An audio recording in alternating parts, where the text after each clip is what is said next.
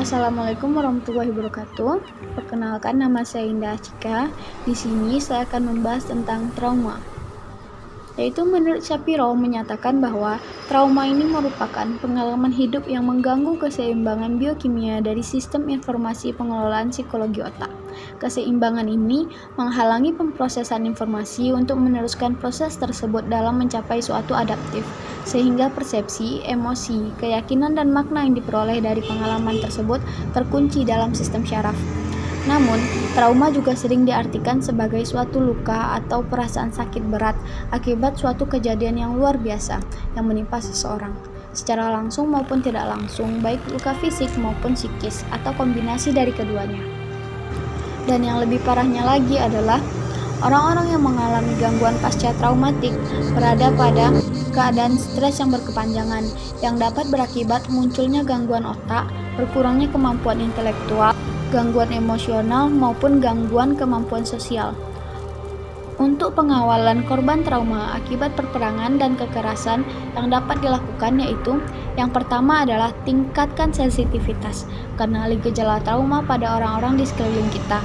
Lakukan pendekatan dengan lembut dan penuh kasih sayang, empati, dan bertindak hati-hati. Dan yang kedua adalah respon profesional, yaitu dari psikolog, psikiater, dan juga konselor. Sementara itu, Kaplan et al. Menyatakan ada dua macam terapi pengobatan. Yang pertama yaitu pengobatan farmakoterapi, yaitu dengan berupa obat-obatan. Dan yang kedua adalah pengobatan psikoterapi. Para terapis percaya bahwa ada 3 tipe psikoterapi yang dapat digunakan dan efektif untuk penanganan trauma, yaitu anxiety management, cognitive therapy, exposure therapy.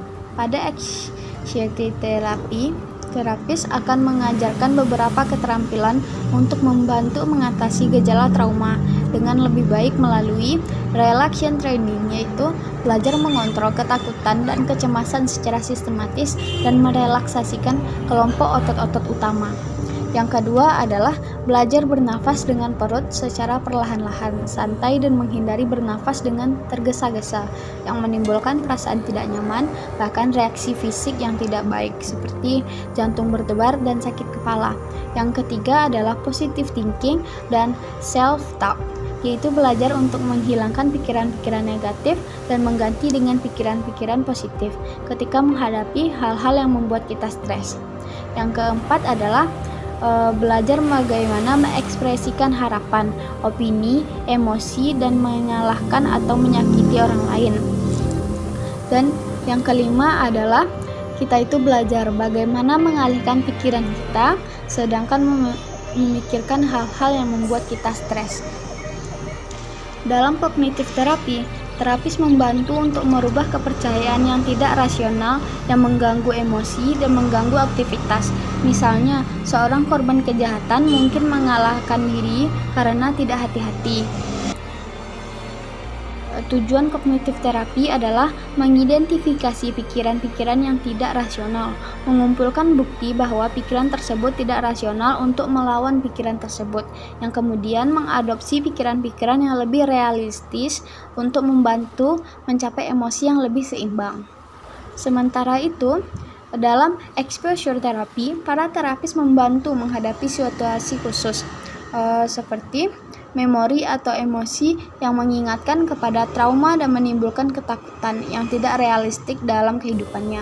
Terapis dapat berjalan dengan cara bertanya pada penderita untuk mengulangi cerita exposure in the imagination, yaitu bertanya kepada penderita untuk mengulangi cerita secara detail sampai tidak mengalami hambatan menceritakannya.